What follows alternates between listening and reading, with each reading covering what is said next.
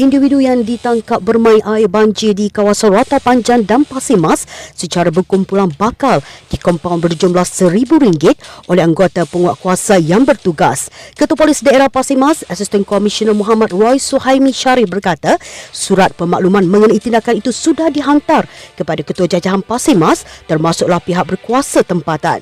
Tindakan ini merupakan salah satu usaha memutuskan rantaian pandemik COVID-19 yang menunjukkan tren menaik di jajahan ini terutama dari gelombang ketiga. Menurutnya, polis menjangkakan pesta bermain air banjir akan kembali berulang tahun ini jika tidak dibendung. Beliau berkata, polis bimbang jika tiada tindakan tegas diambil, pesta bermain air banjir yang dilihat sudah sebati dengan masyarakat di Rantau Panjang akan berlaku di saat negara sedang berdepan pandemik COVID-19.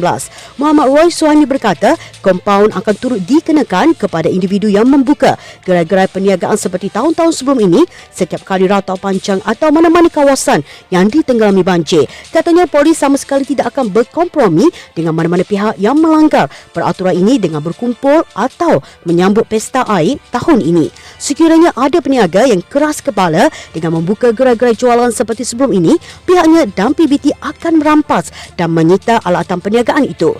Nasihat beliau, tolong patuhi undang-undang dan bersama-samalah kita putuskan rantaian COVID-19.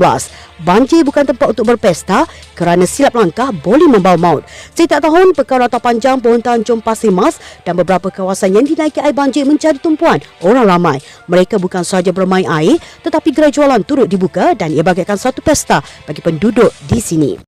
Fenomena di Rantau Panjang, jika berlakunya banjir, akan adanya aktiviti dipanggil pesta air. Orang berniaga, main air, mandi dan sebagainya. Jadi untuk tahun ni kita memang tidak membenarkan sama sekali, sama ada dari sudut penjagaan ataupun orang ramai untuk nak berhimpun mandi air, memang kita tidak benarkan. Kerana dalam keadaan tahun ni dengan kita COVID dan dalam masa yang sama gelombang ketiga untuk ni Rantau Panjang ni COVID ni, dia dalam Pasir Mas kita dah ada 11 dan 7 orang kata yang positif pun dah ada di Rantau Panjang. So memang kita tidak menggalakkan untuk orang ramai berkumpul, berhimpun ataupun mandi-manda dalam keadaan banjir, berniaga khususnya. So kita tidak benarkan sama sekali. Mana-mana yang ada orang berhimpun ataupun berkumpul sambut pesta air ni, kita akan ambil tindakan kompaun. Satu kompaun orang kata RM1,000 lah. Kita untuk COVID-19 kita ni. Jadi memang kita tak menggalakkan ataupun tidak membenarkan. Tidak membenarkan langsung.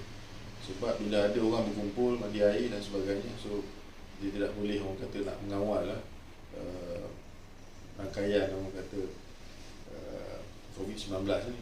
Jadi Rantau Panjang memang positif dah banyak kalau banding dengan kawasan-kawasan lain di dalam mungkin daerah Pasir Mas. Jadi kita memang tidak membenarkan lah kalau kata lepas ini. Surat saya akan hantar kepada DO dan juga kita dah maklumkan kepada Majlis Daerah Rantau Panjang untuk ambil tindakan sewajarnya bagi peniaga-peniaga dan pengunjung-pengunjung orang kata banjir.